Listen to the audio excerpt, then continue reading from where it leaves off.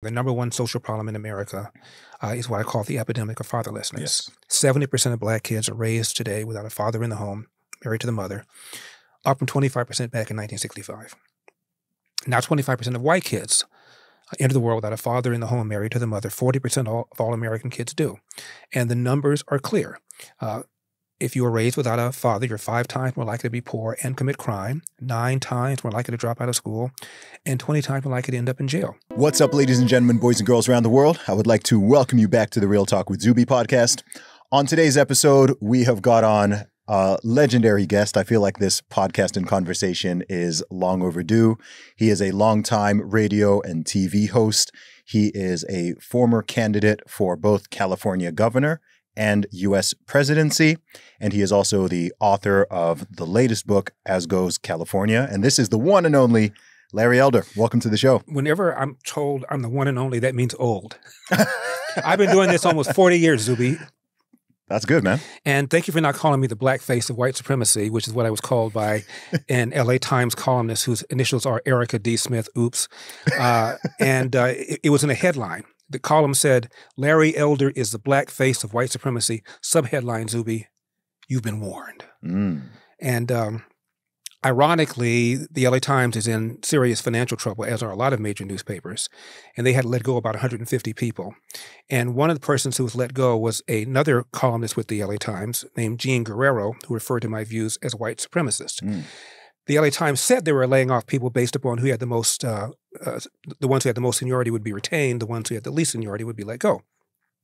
Interestingly, however, the one they called me the blackface of white supremacy had less seniority than the one who called me a white supremacist, but the white supremacist got let go first. She is a Latina, and apparently I think they feared that the black woman, Erica D. Smith, was going to play the race card and sue, so they kept her. So DEI saved her job, I think. Now more than ever, the ability to see through the chaos of traditional news media is an absolute necessity. Biased narratives and selective reporting obstruct the informed critical thinking that we should all be striving for. That's why I'm excited to introduce you to today's sponsor, Ground News. Ground News compiles stories from all across the political spectrum, globally and locally, giving you every angle so you get the full picture you need to stay ahead of rampant media bias. Every story comes with a quick visual breakdown of the number of articles covering it and the political bias, ownership, and headlines of the sources reporting. One of my favorite features is their blind spot feed, where you can see stories that are disproportionately covered by one side of the political spectrum or the other. Ground News does a great job at helping me see behind the curtain of mainstream media. I highly recommend you give Ground News a try. My listeners can get 40% off their Vantage subscription, which gives you unlimited access to all of their incredible features. Go to ground.news/Zuby or click the link in the description to subscribe for just $5 a month. Check out Ground News today and stay informed. Our podcast today is sponsored by the Exit and Build Land Summit. I've been speaking out about the Great Reset for several years, and many people are especially concerned about so-called smart cities being pushed by the World Economic Forum. They're designed to watch everything you do, harvest your data, and regulate every part of your life. I'm an urban dweller myself, but I'm not interested in going through another lockdown, eating bugs, or living in a pod. No thanks. That's why friend of the show John Bush created the Exit and Build Land Summit back in 2021. It's helped tens of thousands of people around the world to exit cities and suburbs and build a better, freer life in the country. It's one of the largest gatherings of top homesteaders, permaculturists, and community builders in America. This year's summit will feature J.P. Sears, Joel Salatin, David Holmgren, and dozens of other world-class speakers. If you want to learn how to move to the country, raise healthy food and animals on a homestead, or create or join an intentional community, then you should check it out. The event is live May 17th to 19th, so sign up with a free pass, a virtual pass, or attend in person in Bastrop, Texas for an unforgettable experience. Go to exitandbuildlandsummit.com to sign up today. That's exitandbuildlandsummit.com. Well, I mean, coming across these headlines, being from the UK, I was feeling rather intimidated about this conversation. You know, I didn't know if you were going to come in wearing the white hood or what. But yeah, it seems like they weren't quite telling the truth on that. It's in the cleaners. It's getting clean. Yeah. It had spots on it. I don't want to bring down your show. Yeah. No, it's insane. I mean, right now there is a Senate race in California. And the Republican candidate is a guy named Steve Garvey. I don't know if you know American baseball. He was a major baseball player for the Dodgers and for the San Diego Padres, two big cities in L.A. So he has some base and high name recognition. This is in the 70s, though. The leading candidate is Adam Schiff, who's raised like $20-30 million. Second candidate is named Katie Porter. She's raised about $20 million. And those are both Democrats. Both Democrats. And Steve Garvey, Republicans, raised $600,000. So he's being pounded with TV ads. And with only 600K, you can't respond. And so the ads have said, I saw one this morning before I came over, this picture of Steve Garvey, picture of Adam Schiff. I couldn't tell who put the commercial up at first. And then it said, Steve Garvey. He voted for Donald Trump twice. Oh my gosh. Not just once, but twice. That's the argument. And when I ran for governor, every ad, and there were a bunch of ads, showed a picture of Larry Elder and Donald Trump. At the time, I had taken one picture with Trump in my life. Both of us had our thumbs up. And Trump reached out to support me. And I said, look, I wanted this to be California-centric. What they're going to do is turn this into a referendum on Republicans, because Republican is a four-letter word in California. So I don't need anybody outside the state reaching out and endorsing me. So Trump didn't. But you'd get the impression that he did. And the ads over and over and over again said, stop the Republican takeover. They didn't say Gavin Newsom is doing a great job on crime, which since 2019 is up in many cities. Doing a great job on homelessness. California has probably about half the homeless population in the country. Gavin Newsom is doing a great job on retaining people in California. In the last 3 years, we've lost a net 1 million people. Gavin Newsom is doing a great job on schools. Our schools are rated near the bottom. Cost of living out of control. The average price of a home in California is twice that of the national average. They didn't say any of that. They just said, stop the Republican takeover. Joe Biden flew out and said, Larry Elder is the closest thing to a Donald Trump clone as I've ever seen. I didn't know whether I should be flattered or insulted. Kamala Harris cut a commercial for him. Elizabeth Warren did. Bernie Sanders did. They all said the same thing. Stop Republican takeover. Because, as I said, the Republicans have such a horrible reputation in California. We are outnumbered in terms of Republicans versus non-Republicans 3-1. And there hasn't been a Republican who's won statewide in California in almost 20 years. That's all they did. In my book, As Goes California, Zuby, I talk about what happened when the race was over. By the way, I got in with just 8 weeks left. I raised $27 million in 8 weeks, more than all the other 45 replacement candidates combined. California has 58 counties. I carried 57 to 58. The person that the Republicans wanted is a two-term mayor of San Diego named Kevin Faulconer. Kevin McCarthy told all the 12 or so House Republican members in California to endorse Faulconer. Nobody endorsed me. I carried San Diego County by 30 points. So it's obvious that the grassroots wanted me, but I got not a dime from the state GOP nor from the national GOP. So I lost the race by about 20 points. There's some shenanigans, but I've never said that I was stolen, but I lost by 20 points. So the race is over. I go to a restaurant on the west side of L.A. L.A. is liberal. West side is even more liberal than the rest of L.A. To meet a buddy of mine for dinner. He's late.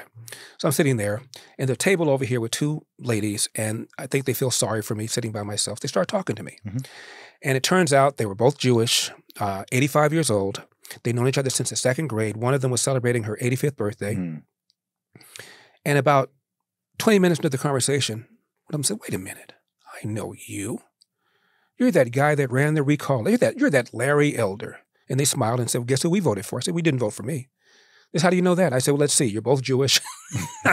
One of you said that you are human rights activists. We're in the west side of L.A. You didn't vote for me. And they admitted they didn't.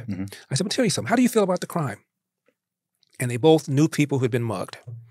How do you feel about the quality of our schools here in Los Angeles? And they both admitted they would never put their kid in a LAUSD school to save their lives. Their kids were in private schools. How do you feel about the way Gavin Newsom shut down the state in a more severe way than anybody else did?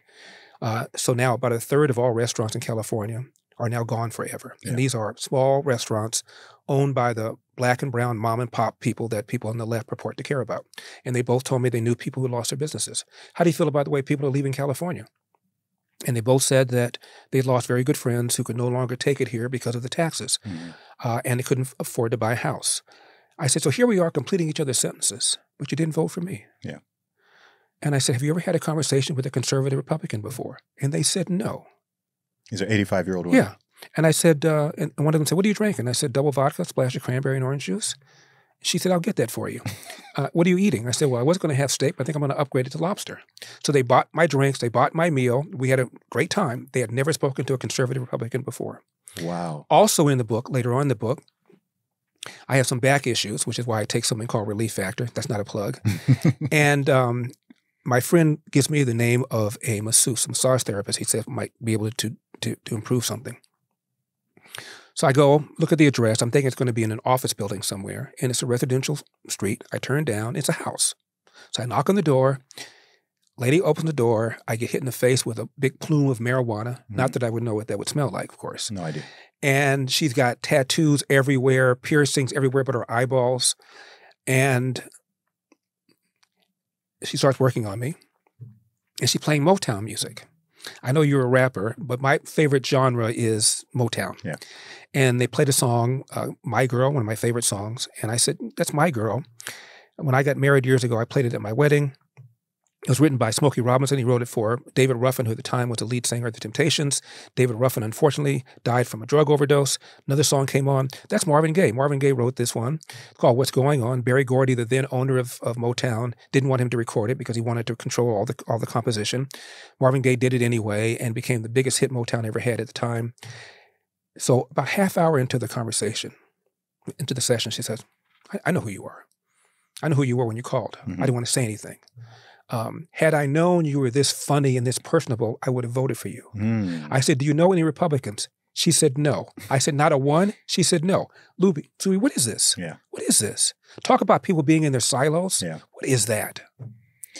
Wow. I often, when you were describing that, I often wonder if with those situations, I think it's more likely that they are not aware that they've ever had a conversation with a conservative or a Republican. I don't believe you can reach 85 years old and live in a state with as many people as California and you've never actually spoken to a conservative. I have an echo of this story because when I was in London for 2 years, I lived with I had two female flatmates that I lived with, and we never talked about politics or social stuff, cultural stuff on any deep level. But I remember many years after living with these girls when I'd become a full-time musician and I was just posting my stuff on social media and whatnot. Many years later, one of my former flatmates saw one of my tweets, which I can't remember what tweet it was, but it must have been something that made it obvious that I was more conservative leaning. And we had this sort of back and forth on it.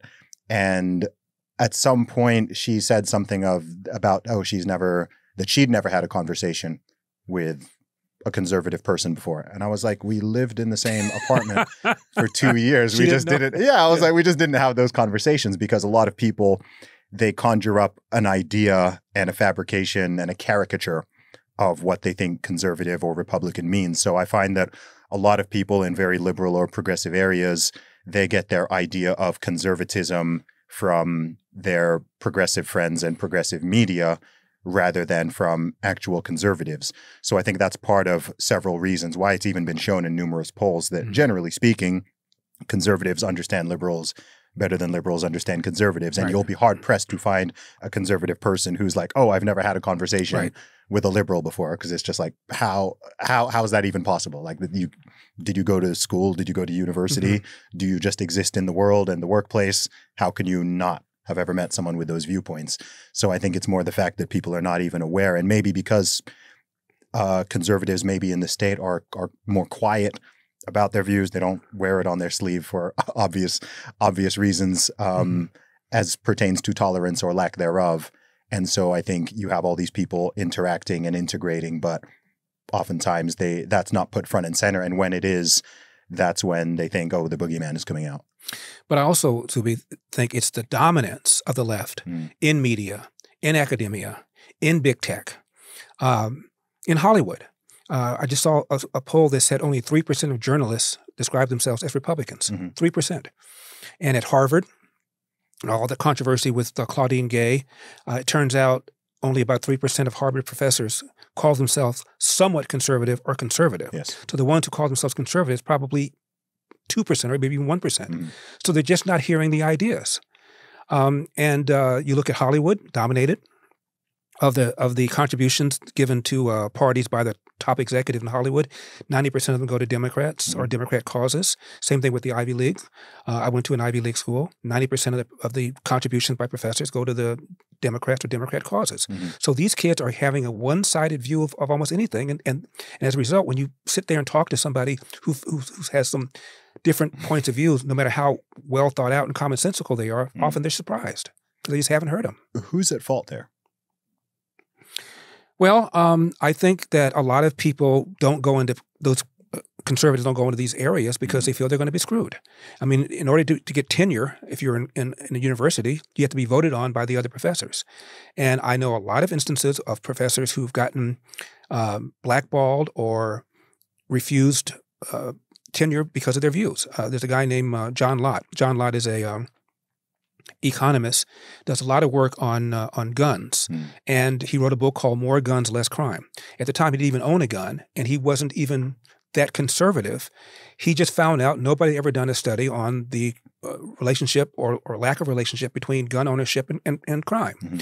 And it turned out, according to John, and I'm kind of summarizing complex research, but it turns out, according to John, counties with the greatest per capita gun ownership had less crime. And so he wrote a book called More Guns, Less Crime. One of the big donors at the time, he was teaching at University of Chicago, major university. One of their big donors approached the dean and said, I'm not going to give you any more money unless you get rid of this guy. And they did. And so John goes somewhere else to another university that didn't know of this controversy. And then he's there for a little while. And then it found out who he is. And another prominent donor approached the dean and basically put pressure on him to get rid of John. So John never became a tenured professor, even though he's got great credentials. And his scholarship, in my opinion, has withstood the test of time. I mean, you write something that controversial, you're going to have a whole bunch of people picking at it and picking over it. There were some minor errors in his research. He corrected them. But for the most part, I think his research has held up. Fox News often uses him to quote stuff on guns.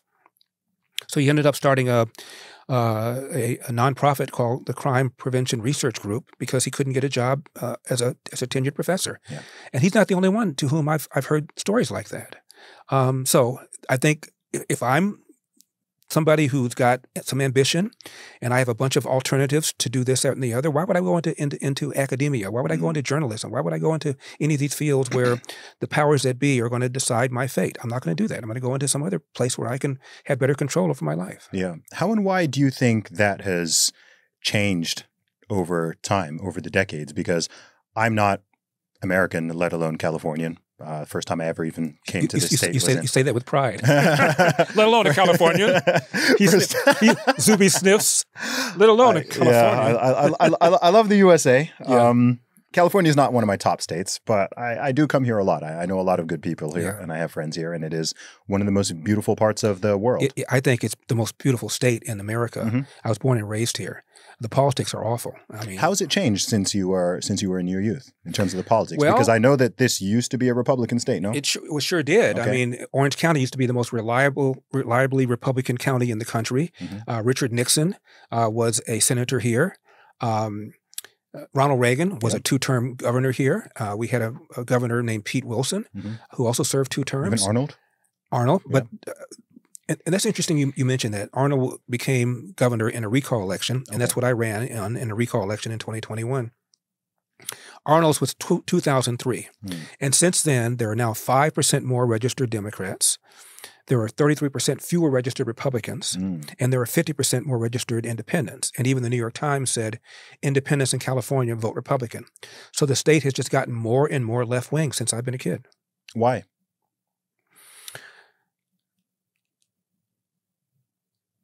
A lot of Republicans have left. I think kids are being taught that Republicans are bad. I think kids are being taught that capitalism is bad. Kids are being taught that if you're wealthy, you did something to screw people. It wasn't that you worked hard. I think little by little, we've indoctrinated young people into having negative attitudes towards capitalism, towards God, towards religion. And as a result, we are now manufacturing kids that are more and more left-wing. Is that unique to California, though? I think it's worse in California. California is one of the most left-wing states. Massachusetts is up there too. But I think it's happening all over the country. We are just, look at the universities. I saw a study about the professors at universities, big, small, east, west, north, south, public, private, overwhelmingly the professors are left-wing. Yeah. And if you assume that teachers have some sort of influence on how you think and see the world, then we are creating more and more left-wing people. It's interesting because I wonder what the things are that sort of separate California from other states or even other places in the world. Because if you look at academia around the entire world, or you look at in the entertainment industry, or you look at mainstream media, it always has a liberal bias. These are things that are based in big cities, whether it's LA, New York, London, Paris, Berlin, all of these places, big cities in general, no matter where you go in the world, they tend to lean more liberal than more rural areas and smaller towns and cities. That's just kind of a global phenomenon. I'm sure somebody has explored why that is. Mm-hmm. I'm just wondering what it is uniquely about California, given it wasn't always that way. I just wonder what it is that changed over the course of those few decades that it has switched so reliably to the point where people who are trying to run as Republicans essentially feel like they don't really stand a chance, and people just dogmatically vote in one way and don't even want to give the other side a chance. Yeah, I think another factor in California is the demographics have changed pretty dramatically. At one time, I think when I was a kid, 80% of the state was white. The rest of it was so-called people of color. Mm-hmm. Now, roughly 40%, 45% of the state is Hispanic. Mm-hmm. About 40% is white. 9.5% or so Asian. Only about 6.5% is black. And so the racial demographics of California have changed dramatically, and people who are on the of color typically vote Democrat. Why do you think that is? They've been taught that race and racism remain major problems in America. They've been taught that social justice is more important than crime, than schools, than jobs, and they're buying into it. What do you think is going on there? Because it seems like there's some type of cognitive dissonance that goes on in these major cities where simultaneously you'll have people complaining about taxes, complaining about crime, perhaps even being victims of it themselves, complaining about homelessness, drug abuse, rampant people just strewn around the streets, right. Complaining about, shoplifting and car break-ins, complaining about the schools and the lack of achievement, lack of reading standards, all of these things, yet they don't seem to draw a connection in their mind between their voting patterns right. and the policies and the results on the ground. And this seems to have been going on for many, many years. And as someone who considers himself quite logical and rational, right. I don't understand how that attitude can be so pervasive. It's the $64,000 question, Zuby. And if I could answer that, you'd be talking to me from Sacramento in the governor's mansion. I think it's kind of like, again, indoctrination. I know I've used that word a lot, but I think black people in particular have been taught Republicans are bad. Republicans are racist.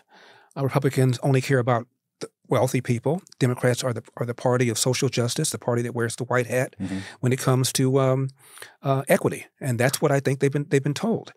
I think it's changing to some extent because Donald Trump got around 8% of the black vote in 2016. I love the fact he got 12% in 2020. Yeah, 20% of black men voted for him, and now it looks like almost 40% of blacks are considering voting Republican in 2024. So I think it's finally changing. If you look at the quality of schools, yes. 85% of black eighth graders nationwide can neither read nor do math at grade level. 85%. These are 13-year-old black kids, and in places like Baltimore. There are 13 public high schools in Baltimore, all located in the inner city, where 0% of kids can do math at grade level. Zero. Chicago, there are 53 government schools. That's a term I prefer rather than public schools, sure. Government schools. 53 government schools in Chicago, 0% of the kids can do math at grade level. Yet the Democratic Party opposes school choice, where the money follows the child rather than the other way around, so that the parents can shop around for a better school. Meanwhile, the Democrats themselves have always had their own kids in elite schools. Barack Obama did, Elizabeth Warren did, Gavin Newsom did, Joe Biden did. They all had their kids in private schools. Yet they oppose school choice for people living in the inner city. And if you look at polls of black and brown people living in the inner city, they want school choice, yet they still vote Democrat. You tell me why. I can't think of anything more important than making sure that your kid gets a good education. Yeah. And yet they're still pulling the lever for the same party that denies you the right to have school choice, even though that's what you want. From an external perspective and someone who doesn't really have a dog in this fight, I mean, I can't vote anyway. I'm not Democrat. I'm not Republican. As an outside observer and as a creative and entrepreneurial person, I think a lot of it is branding. I think it really comes down to branding and emotive messaging and how people feel and what their assumptions are about each party. And for better or for worse, it depends on which angle someone looks at it as it from. It seems like the left or the Democrats have been able to brand the American right or the Republicans as racist, misogynistic, fascistic, don't care about anyone but white people, a party of big business, don't care about social justice. I mean, when you look at the actual numbers and policies, all of this is bunk to me, but the branding has been so strong.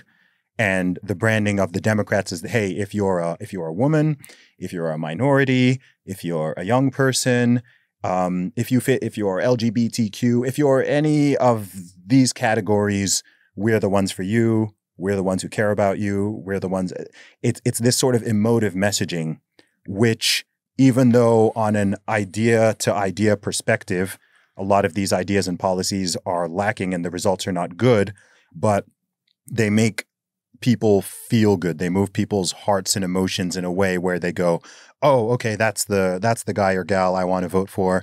And simultaneously, yeah, they brand the Republicans or the conservatives as mean or uncaring or somehow hateful. And I think it's garbage, but that really seems to be what's at play. Like it's kind of a branding problem. I think that the Republican conservative side needs to get better at the branding part. And I know people don't like to think that way because they just want to win on ideas and they want to win on policies. But I just think that there's a branding problem.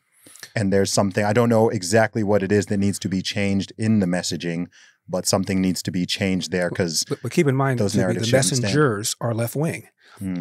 I gave a lot of interviews when I was running for governor, and I said many of the same you're saying right now. Yeah. And I pick up the newspaper, and it's a completely different human being they were talking to.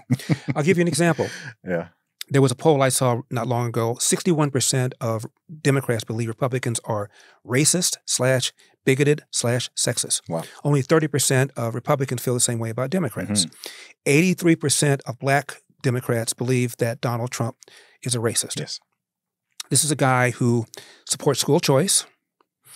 He gave us the most secure border than we've had probably in American history. The reason that's important is because there was a study done by the U.S. Civil Rights Commission, and it found that because of the presence of illegal alien labor, there are 1 million fewer Black people working than would otherwise be the case, and that illegal alien labor puts downward pressure to the tune of $2,000 per year on the salaries of people living in the inner city. So closing the borders disproportionately benefits Black people. This is a guy who expanded what are called opportunity zones. These are distressed areas in the inner city, lowering taxes, lowering regulations in order to spark economic activity. Best economy ever for Black people. He put funding for historically Black colleges on a permanent basis for 10 years. No one ever done that before. This may sound like just symbolic, but the first Black heavyweight champion is a guy named Jack Johnson. He was heavyweight champion from 1905 to 1915, if I'm not mistaken. And he was arrested and tried and thrown in jail for something called violating the Mann Act, M-A-N-N. Essentially, he had a white girlfriend and transported her across state lines, which was illegal. Thrown in jail for that.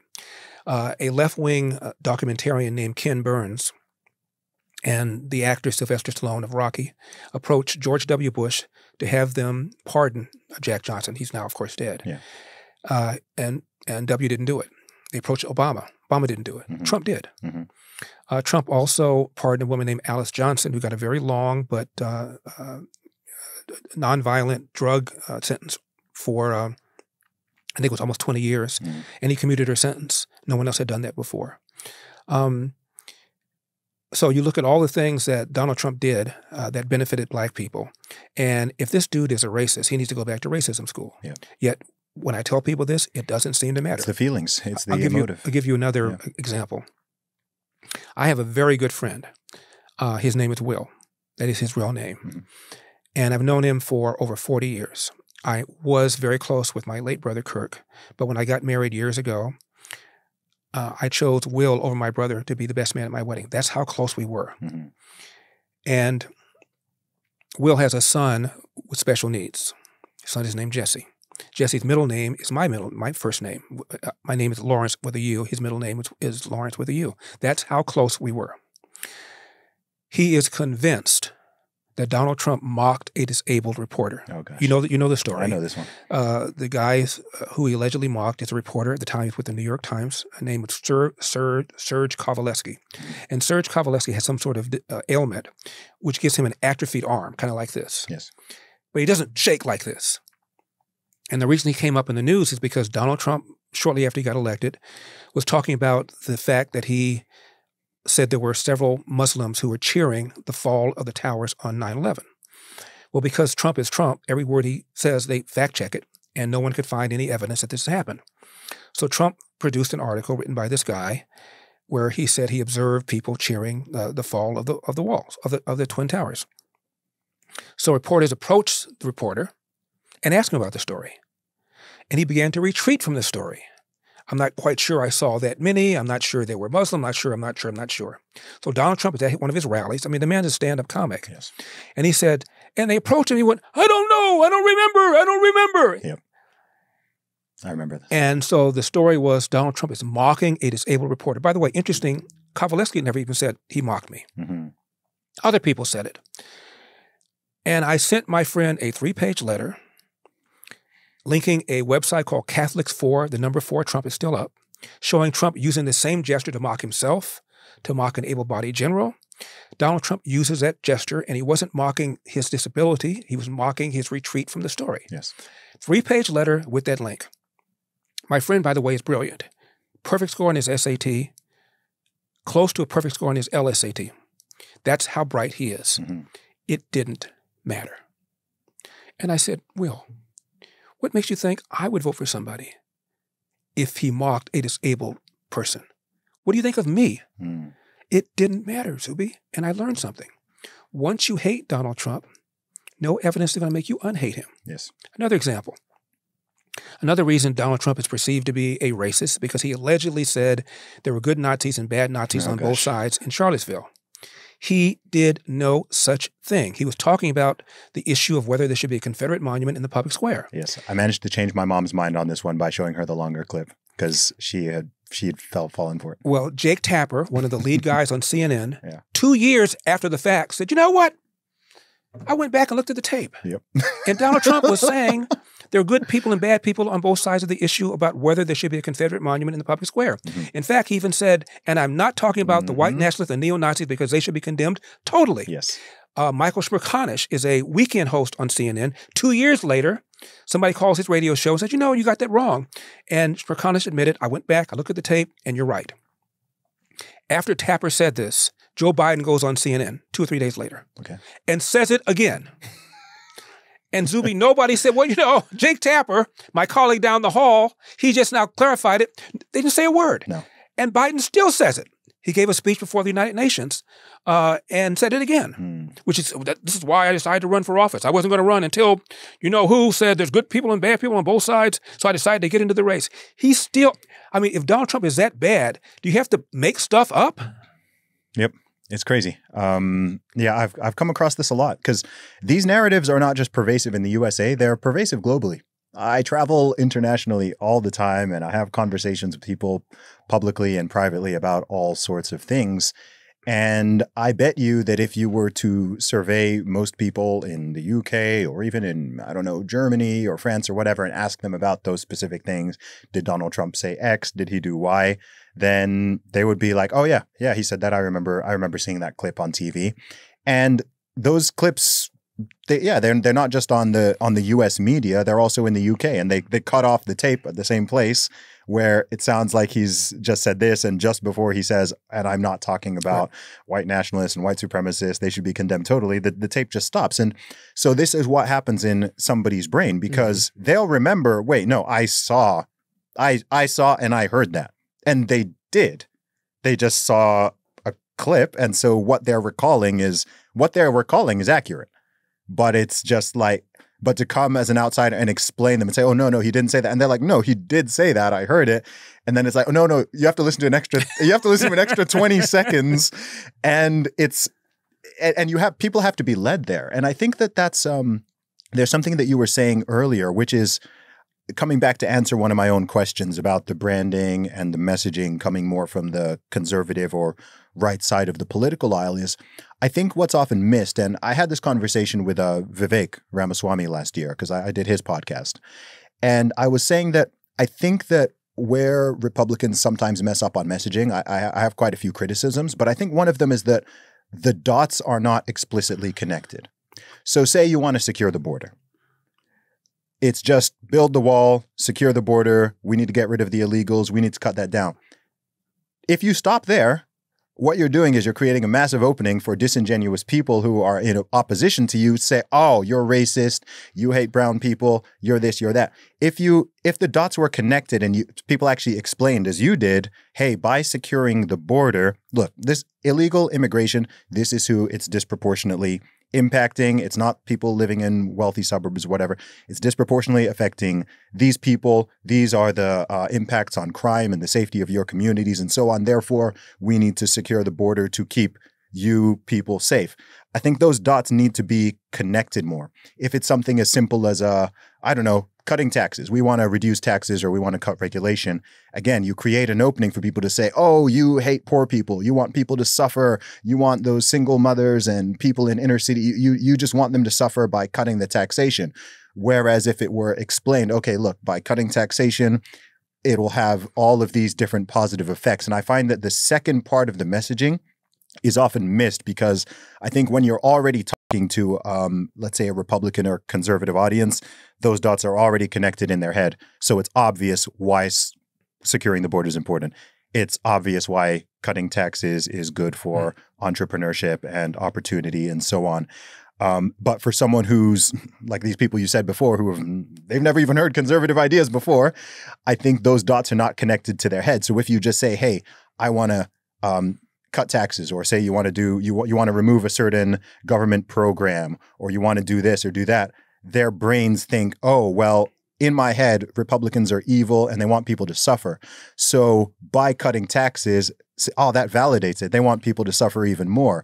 Oh, by wanting to secure the border, that validates my idea that they are racist and they are xenophobic and so on. So I think that simple extra step of messaging would actually go a long way. And I find that when I do listen to Republican politicians or even commentators, they often don't do that part of the messaging, maybe because they just don't think it's needed or they think that it's self-evident. And I don't necessarily think it is for everybody. Well, I also think it's important, and I try to do this on my radio show, point out that the things that Donald Trump said about illegal immigration have been said by Democrats for decades. For sure. Harry Reid, the former leader of the Senate, once even used the term illegal alien to describe how ridiculous he said it was to allow people to come to the country, have children, and have those children automatically be citizens. Barack Obama, Senator Barack Obama, 2005, I think it was, also talked about unbridled immigration. We need to do something about it. Chuck Schumer said something very similar. And I think we need to remind people that these ideas of Donald Trump were said by Democrats decades before Donald Trump ever even emerged on the scene. January 6th is another example. The part that the Democrats focus on is when Donald Trump said, I want you to go to the Capitol and fight like hell. That's just political rhetoric. People have been saying fight like hell for a long time. Harry Truman was told, used that term a lot. Give him hell, Harry, was one of his nicknames. And he says, I don't give him hell, I give him the truth, and they think it's hell. So it's just standard political rhetoric. And they ignore the fact that Donald Trump said, I want you to peacefully and patriotically go and make your voices heard. That's what he also said, but they ignore that part of it. It's just incredibly unfair. And this business about election denying. For the 4 years that Donald Trump was in office, Hillary referred to him as illegitimate and said the election was stolen. The then DHS Secretary Jay Johnson under Obama testified under oath that while the Russians tried to change vote tallies in 2016, they tried to manipulate the machines, they failed to change a single vote tally. Yet a poll found that 66% of Democrats believe the Russians, quote, changed vote tallies, close quote, in 2016 to elect Donald Trump. No evidence of it whatsoever. Jimmy Carter, the former president, said, I believe the Russians put Donald Trump there. This is a former president, like former President Donald Trump, essentially saying the election was stolen. Nobody called him an election denier. And this business about what Donald Trump tried to do with Vice President Cheney to get him to refuse to certify certain states in January 2021, it was done by Democrats in 2000 when Al Gore lost to George W. Bush. The Democrats, 12 of them, most of them black, argued that the VP, then Al Gore, had the opportunity to refuse to certify Florida, claiming that the Florida vote was manipulated. 4 years later, W gets reelected. He won Ohio. 30 Democrats, including Barbara Boxer, tried to prevent the vice president from decertifying Ohio, claiming that the Diebold voting machine had been manipulated. And in 2016, the Democrats challenged more states, 9, than Donald Trump did in 2020 when he challenged 6. They all made the same argument that the VP had more than ceremonial powers. He could send the election back to various states if they thought there were shenanigans going on. All I'm saying is the Democrats did every single thing Donald Trump did. And what the response always is, well, Democrats did not storm the Capitol on January 6th. Well, that's because Hillary wasn't in office. Deadly insurrection. Had she been in office and the shoe was on the other foot, what makes you think her supporters would have been any more peaceful? When Donald Trump got elected in January and in November of 2016, there were protests, including violent protests in 40 cities. A police car was set on fire. And when Donald Trump was inaugurated, January of 2017, I think it was 200 people were arrested for staging violent protests. So the idea that somehow, some way, Hillary supporters would have been more graceful had the shoe been on the other foot, what's the evidence of that? And people then say, well, Hillary didn't file lawsuits to overturn the election. Yes, she did. She joined a lawsuit that was filed by Jill Stein, the independent candidate who tried to overturn Wisconsin, and Hillary filed a separate motion to have the recount done by hand. So the idea that because Republicans are protesting elections, they are now election deniers and threatening the foundation of our republic when Democrats have done it for years, it's just BS. Yeah. And it's incredibly unfair. And again, because the media is so biased, all the things I just now said to you, you're not going to pick up the newspaper and read them. All you're going to find out is Donald Trump is once again denying the election when Hillary did the same thing, and nobody called her anything. Yeah. Do you ever think that too much stock is put into politics in this country, especially when it comes to party politics, the whole left versus right, blue versus red, constant back and forth ping pong? You know, the actual effect on your life and my life any given day is going to be determined more by our jobs, more by crime, more by the quality of our schools. That's really the kind of thing that affects you on a personal level far more so than whoever gets elected president. So it is often perceived to me as almost a transference of anger and bitterness without any real consequence on your own life. I mean, people that hate Donald Trump, how was your life hurt when Donald Trump was president? Gas prices were low, inflation was low, interest rates were low. How are things bad for you? But you hate this guy all out of proportion to what impact he had on your life. Yeah, absolutely. Because I think that the greatest problems, not just in this country, I think the same in mine, I don't think it's primarily political. I think it's social, cultural, familial, community-based. And I think that the obsession, especially over top-level or federal-level politics, more so than local, I think oftentimes it's a distraction and an outsourcing of responsibility. Because if I think of, okay, what are the problems plaguing the USA from my perspective, it's not about who's in the White House or which whatever the administration is, those problems are still there, and they're generally getting worse. I'm talking about familial disintegration and absent fathers. I'm talking about rising obesity and, for the first time in history, dropping life expectancy. I'm talking about 100,000 plus Americans per year dying of drug overdoses. Homelessness, the school problem. I mean, schools where kids can't even read, do math, and so on. Like, to me, these are, some of them are connected to politics, and I'm sure there are policies that could potentially improve these things. But when I think about individuals and families and what is happening in those dynamic, all of these issues are downstream of that. It seems like, not to even oversimplify a multivariate problem, but I often wonder, hey, if families came together and stayed together, Right. and kids were raised by their mother and their father, regardless of color, creed, ethnicity, whatever, poor, rich, and that unit was strong. And then maybe on top of it, the schools were at least decent. How many of these problems would you have, and how severe would they be? And things would be so much better. And I think that conversation is largely avoided. I mean, every time, again, it's weird to me from as an outsider, you know, when these. So what from America makes the news globally? It's the bad stuff. You know, there was another school shooting. There was someone went to a mall and went crazy with a rifle or a handgun or whatever the case may be. And the conversation is always about the gun. It's always about the tool. In the UK, the same thing happens with stabbing, by the way. They start having conversations about how long can a knife be, and should you need more ID to buy I'm like, guys, we all have knives. Everyone has knives in their kitchens. The problem is not that knives exist, but they distract from the core issue because they don't want to talk about, the vast majority of young men doing these things do not grow up with fathers or even father figures in their lives. And they're in these communities and they've been through these things. And sometimes they were known to the police, and perhaps they're on a certain type of drug, which is causing them to have certain things. And all that conversation is just avoided. And immediately it just comes back to the beating sticks back and forth of, should AR-15s be banned? How many bullets should you be allowed in a magazine? Should there be, it just comes to the tool. And to me, it's just so dumb. And it happens it's been happening my whole life, my entire life. When I see these stories, I'm like, it's the same the same thing happens, right. Same conversation, no serious conversation about, okay, what's actually going on? Okay, let's think about this. Primarily, this is young men between 15 and 25 who are over 90% of these perpetrators. Vast majority of them they're coming from a certain background, certain things lacking.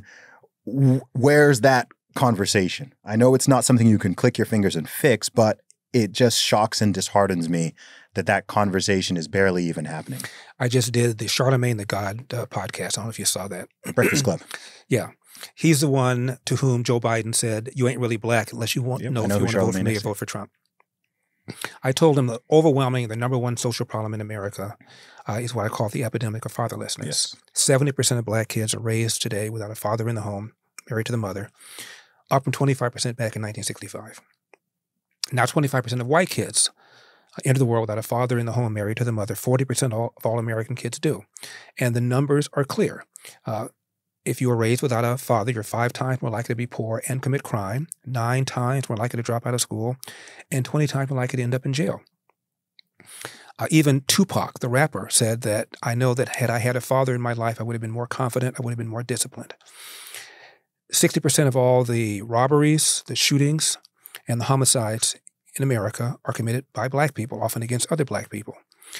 The number one cause of preventable death for a white teenager 19 and under is accidents like car accidents or drownings or drug overdoses. The number one cause of preventable death for a black teenager male 19 and under is homicide, almost always at the hands of another black male. A black male 13 to 43 is 13 times more likely to be murdered than a white male, same demo. Now, unless we're prepared to say black people are just genetically inclined to commit more crime, if it isn't the absence of fathers in the home, please tell me what it is, I told him. And he had no response to that. But didn't he say white supremacy or something crazy like that? He did. Yeah. He suggested that. And I said, here's the problem, racism and poverty. White supremacy. Here's the problem with that. In 1940, 87% of blacks lived below poverty. This is before the Civil Rights Act of 64, before the KKK was alive and well, Jim Crow was still alive and well. You didn't have this kind of pathology. So if it's poverty and racism, how do you explain that? It's not. It's because of the breakdown of the family. And this conversation is not being had. That's one of the reasons I ran for president. I knew that I wasn't going to get the nomination, but I hoped that I could get the people running to begin talking about this. And to pat myself on the back, Vivek started talking about it. And even Trump did. He and I had a meeting in Mar-a-Lago about 2 or 3 months ago, and I mentioned this to him, and he tweeted something about it. So you're right.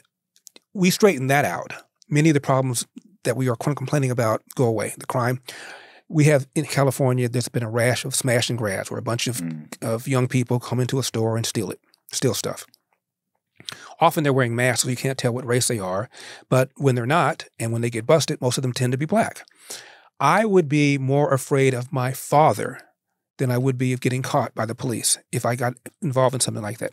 These kids are afraid of neither. They don't have a father in the home. Cops are demoralized. They're understaffed. They're pulling back. So they're not afraid of either their father or the police. We should be talking about that more, but we're not. Yeah, they're uncomfortable conversations. And I think that is why that's ultimately why people avoid it. And I think that's ultimately why people call me the black face of white supremacy too. Seriously. Yeah. And by the way, when I ran for governor, when the run was over, I went back to radio to fulfill my contract. And I invited the woman who referred to me as the black face of white supremacy to come on my show. Let's have a conversation. Yeah. Tell me what it is I've said or done that makes me the black face of white supremacy. Talking about fatherlessness makes me the black face of white supremacy. Talking about how bad urban school makes me that. Talking about how much crime is committed by young black people, often against other young black people, makes me that. Please tell me. She wouldn't come on. No. I think a lot of people want to feel good and be perceived by their peers as being a quote unquote good person. Mm-hmm. Then they actually want to fix the problem. I think there are far too many people, and especially far too many politicians and people in the media, who care more about feeling good and looking good than doing good. And you see this across so many different issues. I mean, I think is it San Francisco, where if you work out the homeless budget per homeless person, it comes out to something like $150,000 per year per person. And you go to that city, you walk around downtown, you walk around the Tenderloin, and you're just like, what on earth are you doing with this money? I mean, if you gave me $150,000 per homeless person to improve their situation, you give me 1 year, they're not still going to be lying out on the street in their own feces with a needle in their arm. That's not even fathomable. For that type of money, I mean, that's way more money than most people even earn. Mm-hmm. It's more than double what most people earn. So even at a minimum, when it comes to accommodation, like you can't, it's just the incentive structures are so broken. And then you learn more about it, and you learn, just like a military industrial complex, there's a whole homeless industrial complex, and there are people who are enriching themselves by keeping the problem alive. And it's just bananas, because then people just say, oh, this is why we need higher taxes. You just need to throw more money at the problem. It's like, guys, I think $150K per person is more than adequate. The problem is that people do not actually want, the people in power do not genuinely want these problems fixed. And that's a sad thing to say, but that's the obvious reality of it. Well, and we know it can be handled if they want to, because remember when the Chinese premier came to the Bay Area? Oh my gosh. All of a sudden the area you're talking about got cleaned up. I'd actually forgotten about that. And, you know, I drive to work when I was on radio down the street called Forest Lawn Drive. And there were cars on either side, vans, dirty, filthy. You could tell they'd been there for months. People were living in these vans, block after block after block after block. And I'm driving down that street about 2-3 months ago. They're all gone. The street looks like it used to look. Mm-hmm. Somehow, some way, they got solved. Yeah, and other big cities that are far bigger than San Francisco in some cases, they managed to work it out. They managed to sort it out. And I mean, even if you expand the scope outside the USA and you just look at other developed nations, other big cities, it could be Tokyo, it could be Dubai, it could be Prague, it could be Hamburg, whatever. Like, they don't have this same level of problem. And typically they're not even using as many resources that are dedicated to the problem. I want to shift gears a little bit, Larry. We've talked about the problem with familial breakdown and father absenteeism. And it's a popular talking point on the conservative side of the spectrum because we recognize just how serious it is. But a question remains, how do you actually incentivize it? How do you reverse this decline in family, what would you call it? Family formation and families staying together. How do you bring more fathers back into the picture? Well, the first issue is to talk about the damage done when you bring a child into the world that you're not prepared to feed, clothe, house and educate. I think that failing to talk about personal responsibility is a big problem. You are basically giving people a pass for making poor decisions. And no matter how badly you are raised, life still comes down to decisions. My father never knew his biological father. He was born in the Jim Crow South in 1915. His mother was illiterate. She didn't work. She had a series of boyfriends she lived off of.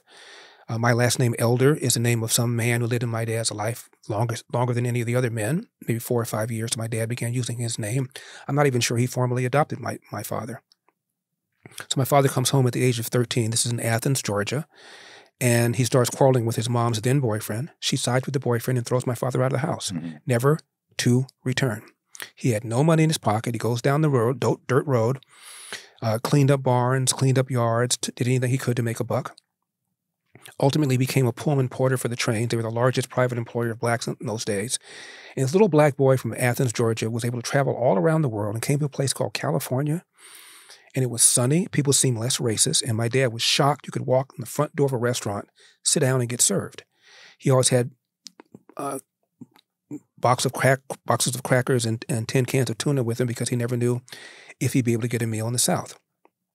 So he made a mental note, maybe someday I'll relocate to California. Pearl Harbor, my dad joined Marines. He was in World War II, stationed on the island of Guam. And he gets out, goes back to Chattanooga, Tennessee, where he married my mom to get him a job as a cook because that's what he did in the military. He was the head of cooking for the colored soldiers because the military was segregated in those days. Goes to a restaurant, and he's told, we don't hire niggers. Went to another restaurant, we don't hire niggers. Goes to an unemployment office. Lady says, you went to the wrong door. My dad goes out in the hall and sees colored only, goes to that door to the very same lady who sent him out. My dad came home to my mom and said, this is BS. I'm going to L.A. where I was before the war. Get me a job as a cook. My dad comes out to L.A., walks around.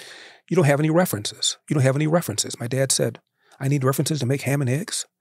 I will work for free. Just give me a written reference. I wouldn't do that. Unemployment office, this time just one door. She had nothing. My dad said, what time do you open? She said, 8. What time do you close? 5. My dad said, I'll be sitting in that chair till you find something. My dad sat in the chair for a whole day, came back the next day, sat there until lunch. He calls him up. I have something. I don't know if you're going to want it. Of course I'm going to want it. I'm starting a family. What is it? It's a job cleaning toilets. My dad did that for 10 years at Nabisco brand bread, took a second full-time job cleaning toilets at another bread company, cooked for a family on the weekend because they wanted my mom to be a stay-at-home mom, went to night school to get his GED, and then after getting his GED, he went to night school to learn how to operate a small restaurant. Saved his nickels and dime from working 2 jobs as a janitor, started a cafe near downtown L.A., started when he was 47 years old, ran it until his mid-80s, and retired. He owned that building, property next door, plus the little house that we still have in our family. And my dad always told my brothers and me, hard work wins. You get out of life what you put into it. Larry, you cannot control the outcome, but you are 100% in control of the effort. And before you moan or groan about when someone did to you or said to you, go to the nearest mirror, look at it, and ask yourself, what could I have done to change the outcome? And finally, my dad said, no matter how hard you work, how good you are, sooner or later, bad things are going to happen to you. How you deal with those bad things will tell your mother and me if we raised a man. I tell you that story to say, no matter how badly you are raised, you are still have to be responsible. You still should know right from wrong. As to what to do about this problem, short term, all these people need mentors. I liken it to AA, where if you're a recovering alcoholic, you have a sponsor. All these men and women who don't have father figures need one. And I'm urging all the people in my generation, I'm the baby boomer generation, people in my generation have retired or about ready to retire. They're vigorous. They've raised their kids. They've raised their grandkids. They have life experience. They have wisdom. You should make yourself available for all these kids to be able to call you when they need to have a strong, commonsensical voice. I belong to a church called the Calvary Chapel Church. My pastor is Jack Hibbs. We have a mentoring program where literally we go door to door in places like Harlem offering mentorships to young people who don't have father figures. I was just campaigning in Iowa. I was at a city called Johnson City. 98% white. And I asked the chief of police whether there was a gang problem. He said, there is. Not like Chicago, we have a gang problem. I said, what's the common theme? He said, the common theme is they don't have they don't have a father figure. Not a father, not a grandfather, not a pastor, not a baseball coach, nobody. That's what people need. And I'm urging people to step up and volunteer their time, and if not time, then money for programs. Every city has programs like that. They're all underfunded, understaffed. Man, yeah, it's such a complicated problem. And sadly, it's not something that is unique to It's not just unique to the USA at all. I think the US has one of perhaps the highest rate of fatherlessness or single parent households in the world. Sadly, that is one thing I think the US is number one in. But it's also a massive problem across the entire West. Certainly a big problem in the UK. It's a problem in Australia. It's a problem in Canada, not as severe. Many parts of Western Europe, even some parts of Eastern Europe, and it's spreading to other continents. They're behind in the sense. Behind is good, but it's kind of like obesity. It's this thing that is starting in one place, and unfortunately, the bad ideas and the social and economic conditions and just the overall attitudes and the media programming, it's having real catastrophic effects. And I think one of the issues with this is the impacts are delayed. It's not one of those things where you let it go a certain way or you implement a certain policy or whatever, and you quickly get feedback on what the results are. This is something with a massive time delay. So you can try some experiment right now in 2024 where you fundamentally tweak the way that families operate or communities, something that's been fundamental for thousands of years, and you decide to just tear that apart and put something new in its place and run an experiment. And it might not be until 2050, 2060, when you really start to see and feel the repercussions of all those decisions. I think that right now we're dealing with the consequences of a lot of things that happened in the 1960s and the 1970s. I'm sure some of them, people had good intentions. If you think like, expansion of welfare policies, for example, people can have their different theories as to whether that was intentionally to tear apart families and take men out of the households, or did it have good motives? It kind of doesn't matter. It doesn't. It doesn't matter. It's the results that matter. Yes, the results. And you're right about the 60s. Lyndon Johnson launched a so-called war on poverty. At the time, 25%, as I mentioned, of blacks were entering the world without a father in the home, married to the mother. Fast forward, it's now 70%. And I like to think with the best of intentions, we've incentivized women to marry the government and incentivized men to abandon their financial and moral responsibility. That needs to be rethought. Do you know what the statistic is for children, or maybe black children specifically, who are growing up without a father at all? I know the stat for I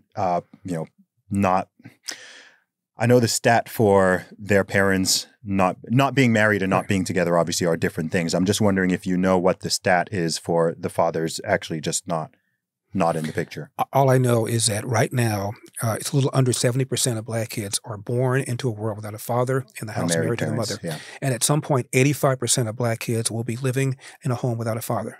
85% at some point. Oh, okay. Now, what the pushback will be, I'm on a commission called the Commission on Social Status of Black Men and Black Boys. Okay. Donald Trump appointed me to that commission. It was started by a congresswoman, a Democrat from Florida. There are about 30 people on the commission. Only about 2 or 3 of them are conservative. And I've said to them what I've said to you. And the pushback I always get is this. It is a myth that black men are absent. If you Google the myth of black fatherlessness, you'll get a whole bunch of hits. Because purportedly, even though a black man is not married to the mother, he comes over and picks the kid up, spends time with them, blah, blah, blah, blah, blah. Well, if that's true, then how do you explain these numbers I just gave you? It's not the same thing as having a father in the house married to your mother, where you see him getting up every day, whether he wants to go to work or not, and you see them responsibly resolving disputes and making decisions in an adult way. Without seeing that, that's the problem. So, again, we incentivized, made it easier for women to have a child without a father in the house. And I think those incentives need to be rethought. Yeah. It's so difficult because it's generational and things get normalized. So if someone grows up in that type of situation where that is just the norm, they assume it's the norm and they are most likely to perpetuate it themselves. And so it's got this cascading effect where it's not just impacting a single generation, it becomes the norm and the default, and people go on and absolutely. Just do the same There's thing. a very long article in a magazine called The Atlantic, which is a left-wing magazine, and it talked about when you are a young mother or father, all the decisions you have to make. The most important decision, however, according to The Atlantic, is whether or not you're capable of living in a neighborhood where there are a lot of two-parent households. Even if you're a one-parent household, but you're surrounded by two-parent households, it will have a positive effect on how you view the world. And the reverse, of course, is true as well. So you're right about it being normalized. Jesse Jackson, his mother was a teenage mom who was impregnated by the married man who lived next door. He grew up in South Carolina when it was unusual for a black kid not to have a mother and father in the house.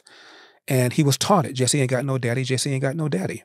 Al Sharpton had a nice middle-class life until his father ran away with another woman, and into the hood he went. Barack Obama's first book was all about the angst he felt by not having his biological father in his life. Last time he saw his biological father, he was 10 years old. And the whole book was about the pain he felt. Louis Farrakhan, his mother was estranged from her husband, had a boyfriend, briefly took back up with the husband, got pregnant with Louis, and tried to abort him with a coat hanger. Now, I mention this because these are four of the most prominent so-called black leaders in America, all of whom either had no relationship with their own father or a poor one. Yet they talk about racism far more than they talk about the kinds of things you and I are talking about. Man, it's heavy. Larry, I want to be respectful of your time, man. You got it. There is so much that And don't forget, it's called As Goes California, My Mission to Rescue the Golden State and Save a Nation. Some of the stuff I talk about my dad is in there, about some of the stuff that Zuby and I talk about fatherlessness in there, and about what we can do to turn around California and turn around the country. Awesome. And where can people get it? Amazon.com. Awesome. Larry, I appreciate you so much, man. Always good to talk.